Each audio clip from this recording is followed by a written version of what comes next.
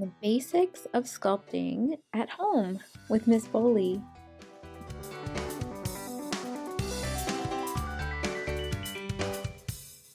So by the end of this lesson, we're hoping to learn how to wedge clay. We're going to experiment with adding texture to a slab of clay. We're going to try building a little pot using coils, and we're also going to try making a pinch pot. You're going to have made the salt dough recipe or have access to some sort of clay or plasticine at home. Alright, so for materials, we're going to need some salt dough or other clay, some found objects to create texture, and also some found objects to use as clay tools. So more about that in a second, and a cup of water.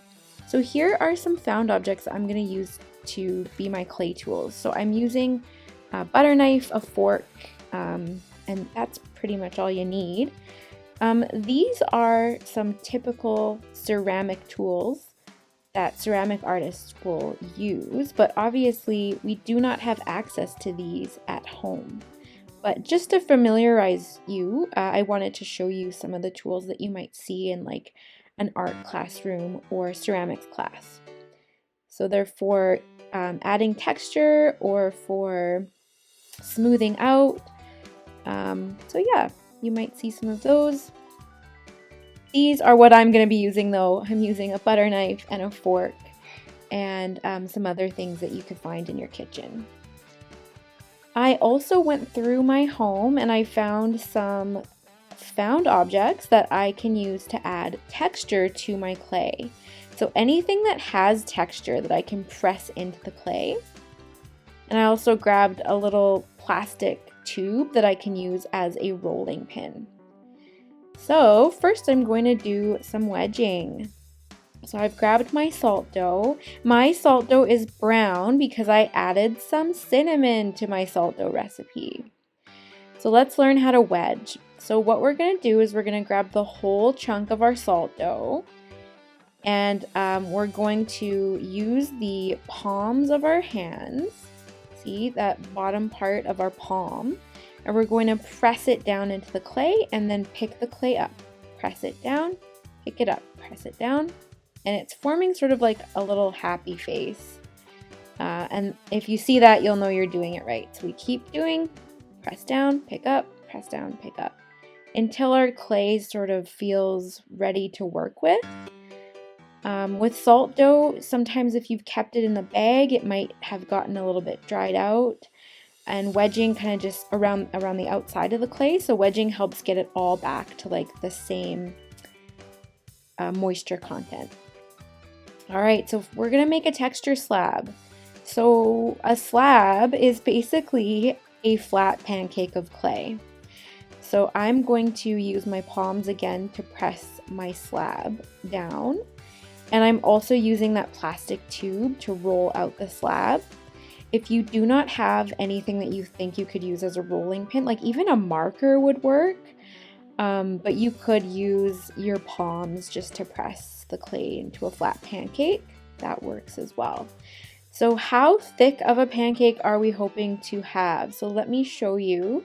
So we're looking about 1 centimeter thick. Don't make it thinner than that, because then when you press the objects in, it will go all the way through the clay. So about 1 centimeter. Now I'm using my butter knife to just trim off the edges and create kind of like a rectangle. So artists that work with clay will sometimes use slabs like this to build things. So they might curve them or they might stand them up and create like a box using 4 slabs. So when artists are hand building, when they're creating things out of clay with their hands, not on something like a pottery wheel, they will use slabs occasionally. Okay, but that's not what we're using our slab for. We're going to use it to add texture. So this is all just about experimenting. We may not even end up with a finished product at the end, but I just want you to try out some different things. So with those found objects that I was showing you earlier, I'm just gonna go and press them into my slab I'm trying out some different ones. I'm not really planning or anything like that. I'm just experimenting. So I tried a Lego. This is a piece of cardboard where I've pulled off the top layer, and it's really great for adding texture.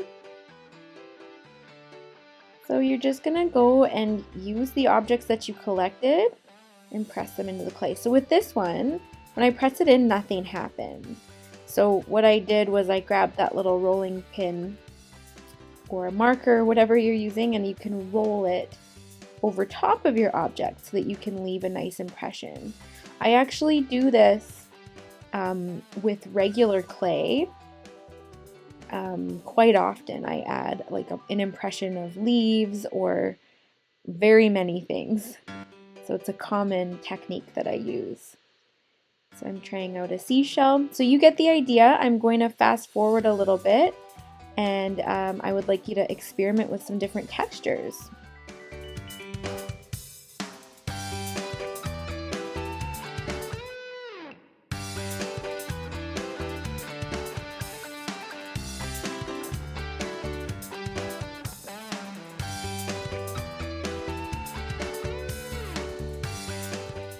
Alright, so as I mentioned, we don't need to keep this texture slab, but if you want to keep it, you're welcome to. I did actually let mine dry, and I used it to practice my painting techniques on. So yeah, if you'd like to keep your texture slab, you can place it somewhere where it won't be disturbed and you can let it dry for a few days.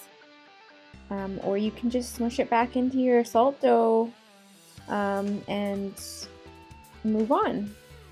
Alright, so we're going to try some coil construction. So what a coil is it's just a long snake of clay. And artists can use these long snakes to build usually pots or any kind of form, but it's most often used with pots. So what I'm doing is I'm spreading my fingers out, and I'm pressing and rolling the clay back and forth against the table. You've probably tried something like this before, maybe with Play-Doh. So I'm creating a long coil. Alright, so I've grabbed another piece of my salt dough and I'm pressing it down into a round pancake.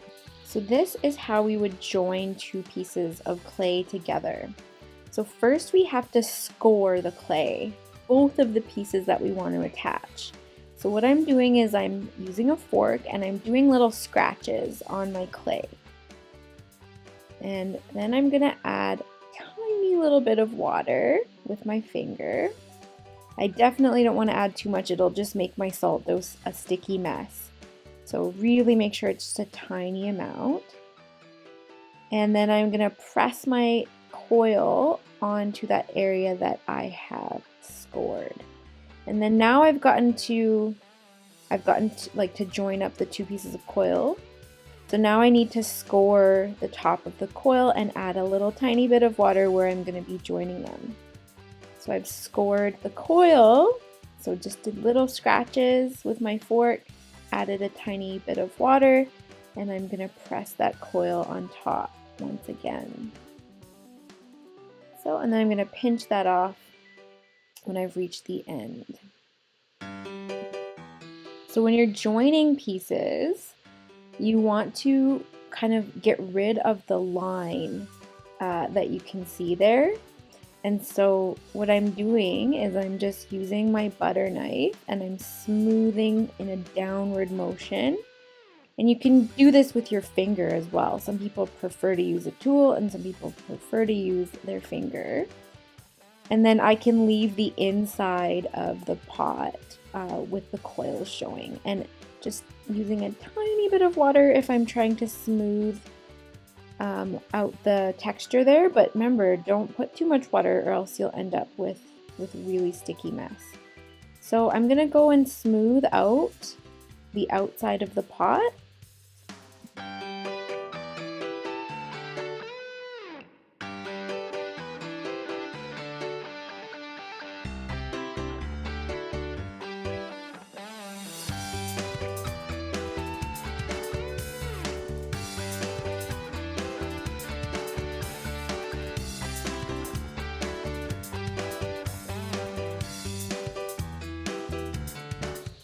All right, so now I'm ready to add another coil.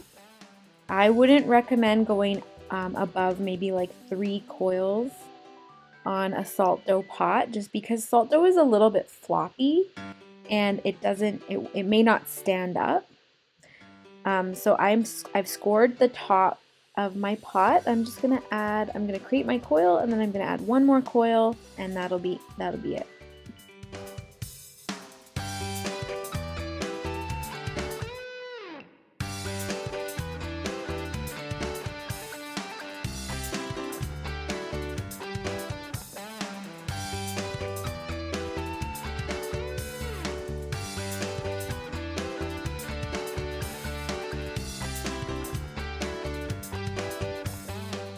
Alright, so now since we're learning about texture, I was going to add some texture to my pot.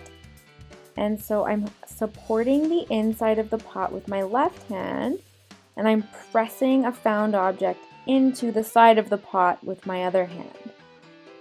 So now I'm just going to leave this alone for a little bit and allow it to dry. And it might get a little bit of cracks in it as it dries, but it's kind of okay since we are looking at Greek pottery. It makes it look kind of old. Alright, so moving on to pinch pot. So it's just another way of building a pot. I feel like it's a little bit of an easier way than the coil construction, and it's quicker. So you may make maybe 2 pinch pots and no coil pots, or just see what works out best for you. Just another method. So what I'm doing here is I'm creating a ball out of clay that's about the size of my palm. And what I did was I pushed my thumb into the center of the ball. Now I'm using my hand as a lobster claw, okay, with my thumb inside of the hole and my fingers along the outside. And I'm pinching around and around and around. And I'm just making the hole a little bit bigger.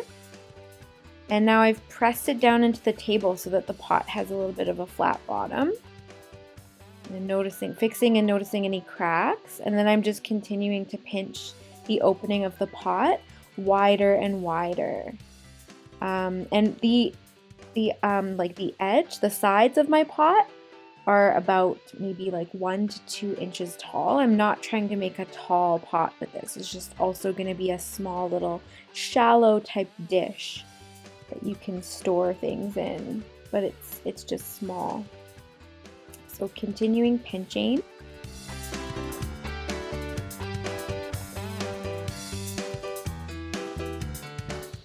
So now that I've kind of done my pinch pot's basic form, I'm gonna press some materials into it to create texture. So I'm trying to make like a little spiral with string.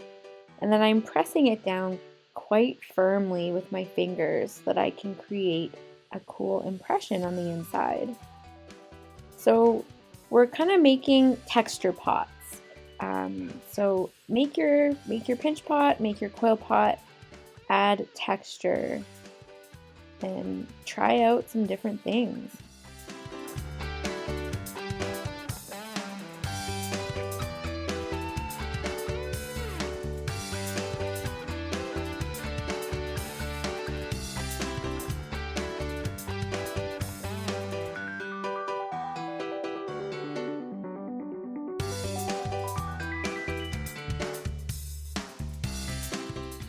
Alright, so there's my small pinch pot. I've used a fork to give some texture around the lip there. And I'm going to bring back my coil pot, and I'm going to try to press some more found objects. This thing here, I'm going to press it into the inside, see if I can make a really cool impression.